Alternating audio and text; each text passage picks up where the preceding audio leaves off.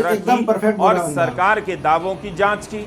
इसके लिए कई घंटे लगते और बहुत।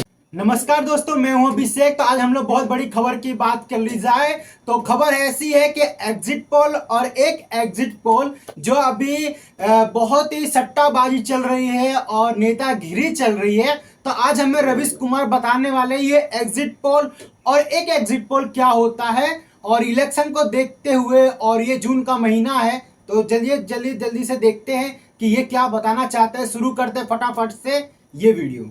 नमस्कार, मैं रवीश कुमार। कौन सा एग्जिट पोल सही है और किस पर भरोसा करना चाहिए, लाखों लोग इस सवाल को लेकर उलझे पड़े हैं।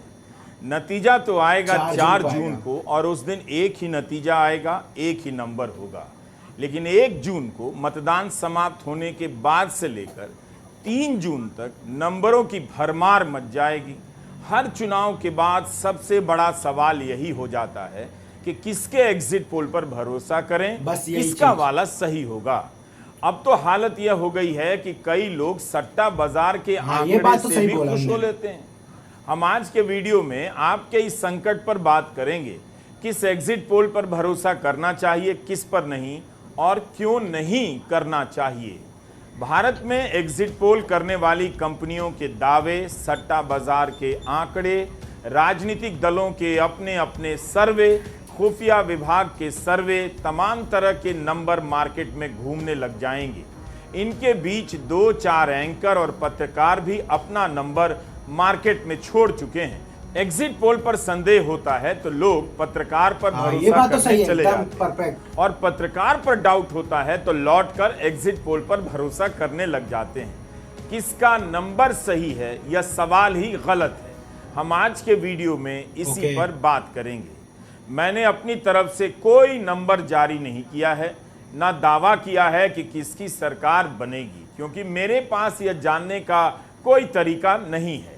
ज़रूर मैं भी कई पत्रकारों से बात करता हूं, बहुत से लोगों से बात करता हूं, कमेंट पढ़ता हूं। कभी मैं भी इस तरह के दावे दोस्तों के बीच कर लिया करता था और सही भी निकल आते थे, लेकिन अब नहीं करता हूं। 2 कारणों से।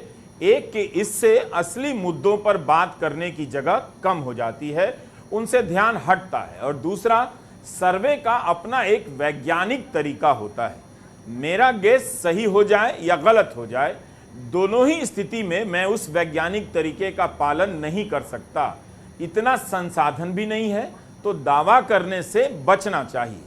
अब तो चुनाव बीत गया, लेकिन आप याद कीजिए कितने पत्रकारों ने भारतीय रेल की यात्रा की और सरकार के दावों की जांच की। इसके लिए कई घंटे लगते और बहुत सारी रिपोर्ट पढ़नी पड़ जाती, पढ़ाई करनी पड़ती। मेहनत के इस काम से बचने के लिए चुनाव की चर्चा को स्टूडियो में लाना पड़ता है। इसलिए चुनाव शुरू होते ही मीडिया एक सवाल पैदा करता है, कौन बनेगा प्रधानमंत्री या कौन बनेगा मुख्यमंत्री, ताकि चर्चा स्टूडियो में आ जाए और आप उलझ जाएं कि किसके नंबर पर भरोसा करें। नंबर का सारा मामला पत्रकारिता न करते हुए पत्रकारिता में प्रासंगिक, इंपॉर्टेंट, रेलेवेंट बने रहने का है। यह सूचना और जानकारी का मामला है, इस पर अधिकार जताने का मामला है। जो भी एंकर यह दावा कर रहा है, आप बस उसकी कोई एक रिपोर्ट निकाल कर देख लीजिए, उसने किन मुद्दों पर गंभीरता से रिपोर्टिंग की है और उससे क्या निकला है। सिर्फ कहीं गया है, 2-4 लोगों से बातचीत की है, समोसा और चाट का चाट भी ले आया। यह पत्रकार की मेहनत नहीं है। नंबर बताना चुनावी राजनीति का सबसे गैर जिम्मेदार काम है और आलसी काम है। एंकर को पता है कि उसने काम तो इस बार भी कुछ खास किया नहीं, लेकिन उसकी पूछ बनी रहे मीडिया में, इसलिए वो नंबर जारी करने लग जाता है कि मेरा नंबर ऐसा है, मेरा विश्लेषण ऐसा है। और जब गलत निकलता है तो 1-2 लाइन ट्विटर पर लिखकर अगले चुनाव तक के लिए गायब हो जाता है, और अगले चुनाव में फिर से यही सब करता है। 543 सीटों पर चुनाव हुए हैं। क्या किसी पत्रकार ने 543 सीटों की यात्रा की है? संभव नहीं है। 2.5 महीने के इस चुनाव में वह कुछ ही राज्य का दौरा कर सका होगा और एक राज्य की 3 से 4 सीटों पर गया होगा। इस दौरान वह कितने लोगों से मिला होगा, कहां मिला होगा? भारत जैसे देश में क्या आप 400, 500 या 1000 लोगों से मिलकर दावा कर सकते हैं कि बीजेपी को इतनी सीटें आ रही हैं, कांग्रेस को इतनी आएंगी? जब आप यही सवाल पूछ लेंगे कि आपका दावा तो ठीक लगता है, बताइए आप इस दावे पर पहुंचे ये भी बात सही है। इतने लोगों से बात की, उनकी प्रोफाइल क्या थी, तो भाई लोग, खासकर एंकर लोग दांत चिया भाई, देंगे। भारत फैक्ट में बोल रहा है एग्जिट पोल बंदा। का इतिहास सही और गलत दोनों का है। जिसका सही होता है उसके बारे में भी आप नहीं जानते कि उसने सर्वे कैसे किया, सैंपल का आकार कितना बड़ा था, सवाल किस तरह से पूछे गए थे। हालत यह हो जाती है कि जिसका भी एग्जिट पोल गलत निकलता है उस पर भी लोग अगले चुनाव में भरोसा करते हैं। नंबर जानने की जल्दी आपको भी रहती है और चैनल वाले तो आपसे भी जल्दी में रहते हैं। सीटों की संख्या को लेकर तरह तरह से जिज्ञासाएं पैदा करते हैं। इंतजार कीजिए, अगला नंबर यूपी का आने यही सब वाला कुछ है। चलता रहता है देखेंगे इलेक्शन 80 में। सीटों पर क्या होने वाला है। इसी हड़बड़ी के कारण गड़बड़ हो जाती एग्जिट है। पोल को लेकर गड़बड़ी हो जाती है। स्क्रीन पर कोई ना कोई नंबर छलक रहा होता है ताकि आपका ध्यान बना रहे, आप उस चैनल को ना बदलें और उसी चैनल को देखते रह जाएं, टीआरपी आ जाए। कई बार आप अपनी इच्छा के अनुसार किसी एग्जिट पोल को स्वीकार कर लेते हैं और जब गलत निकलता है तो आपका दिल टूट जाता है। अक्सर देखा गया है कि आप सर्वे को लेकर गुस्सा भी हो जाते हैं। इससे सबसे बड़ा नुकसान यह होता है कि एग्जिट पोल के कारण आप चुनाव की प्रक्रिया पर भी संदेह करने लग जाते हैं। हम इस वीडियो में इसी पर बात करना चाहते हैं कि एग्जिट पोल के गलत होने और उसे लेकर गुस्से की वजह क्या है और सही रास्ता, सही सवाल क्या हो सकता है। हम इस विधा के एक्सपर्ट बिल्कुल नहीं हैं, लेकिन जो लोग इस प्रक्रिया का अध्ययन करते हैं, हमने उनसे बात की और लगा कि आपके बीच एक गाइडलाइन पेश की जाए। हम किसी कंपनी का नाम नहीं लेना चाहते। जब आप किसी एक कंपनी के सर्वे के गलत या सही होने का जिक्र करते हैं तो फिर आपके पास उस कंपनी की सारी होनी चाहिए। प्रक्रियाओं की सही बात, जानकारी होनी भी चाहिए। होनी चाहिए, जो हमारे पास नहीं है। सीएसडीएस और लोक नीति जब सर्वे करते हैं तो अपना डेटा पब्लिक कर देते हैं।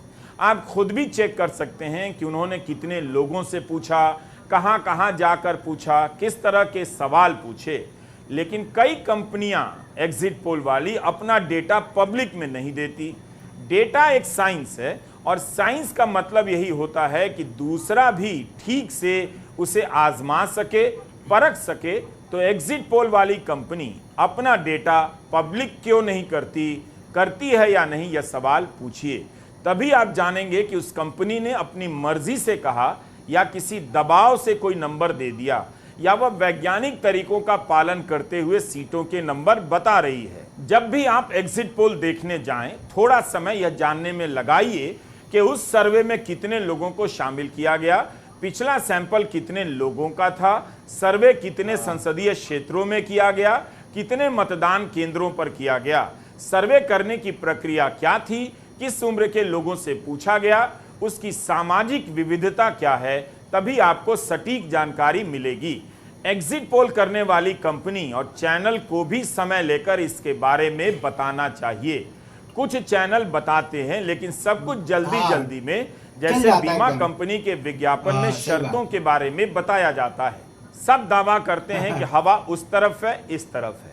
जैसे मीडिया में मठाधीश हो गए हैं जो नंबर का दावा करते हैं, वैसे ही पार्टियों के भीतर भी ऐसे लोग मठाधीश बन जाते हैं जो नंबर के सहारे नेतृत्व के निकट होने लग जाते हैं। पार्टी के भीतर एक नया ही ग्रुप तैयार हो जाता है। राहुल गांधी कर देने लग जाते हैं, मोदी हार रहे हैं तो मोदी भी दावा करने लग जाते हैं कि कांग्रेस को राहुल की उम्र से कम सीट आएगी। चुरमुरी ने अपने ट्विटर हैंडल पर राजनेताओं और दलों के दावों की एक सूची बनाई है। राहुल गांधी के अनुसार बीजेपी को 150 सीट आ रही है। अरविंद केजरीवाल कहते हैं बीजेपी 200 से नीचे रहेगी। ममता बनर्जी के अनुसार बीजेपी 200 से नीचे रहेगी। यशवंत सिन्हा भी 200 से नीचे नंबर देते हैं, लेकिन पीयूष गोयल बीजेपी को 370 सीटें देते हैं। अमित शाह अभी तक 400 पार का नारा लगा रहे हैं। नरेंद्र मोदी ने कांग्रेस को 50 पर सिमटा दिया है। आरएसएस के आंतरिक सर्वे के अनुसार, ये मीडिया में छपता रहता है, बीजेपी को 214 सीटें मिल रही। इंटेलिजेंस के सूत्रों के मुताबिक बीजेपी को 227 सीटें आ रही हैं। परकला प्रभाकर कह रहे हैं बीजेपी को 220 से 230 सीटें आ रही हैं। शरद पवार का दावा है एनडीए को 240 से अधिक सीटें नहीं आएंगी। योगेंद्र यादव के अनुसार बीजेपी को 240 से 260 सीटें आएंगी। पोल ऑफ पोल्स के अनुसार एनडीए 345 सीटें जीतेंगी। इस तरह की खबरें मीडिया में छपी हैं, नेताओं ने बयान दिए हैं। हो सकता है इनमें से किसी एक की बात सही निकल जाए, लेकिन तब भी आप नहीं कह सकते कि उन्होंने सही यह बात, दावा एकदम सही बात वैज्ञानिक है। आधार पर किया था। जिज्ञासा तो होती ही है कि कौन जीतेगा, लेकिन दावा जब भी किया जाए उसका आधार सही होना चाहिए। तो गाइस रवीश कुमार ने बता दिया एग्जिट पोल क्या होता है, सारे नेताएं क्या करते हैं, न्यूज चैनल वाले क्या करते हैं, पब्लिक के साथ क्या होता है, और एक मीडिया वाला इंसान क्या क्या करता है। जो दावा किया जाता है वो रियल फैक्ट नहीं होता है, और हर वोटिंग का नंबर पहले से प्रेडिक्शन नहीं होता है। बोर्ड का नतीजा आने के बाद ही पता चलता है कि कौन जीतेगा कौन हारेगा। तुम्हारे कहने से सब कुछ नहीं हो जाएगा और तुम्हारे बोलने से सब कुछ बदल नहीं जाएगा। तो इन्होंने रमेश कुमार ने बता दिया है, तो इनको सल्यूट है। और गाइस ऐसे ही खबरें देखने के लिए चैनल को सब्सक्राइब करें, वीडियो पे एक लाइक कर दे, और जरा सा भी इंफॉर्मेटिव लगी हो तो कमेंट जरूर करना। चलिए मिलते हैं एक नए वीडियो के साथ और एक नए न्यूज के साथ। तब तक के लिए बाय, जय हिंद, जय भारत, बाय गाइस।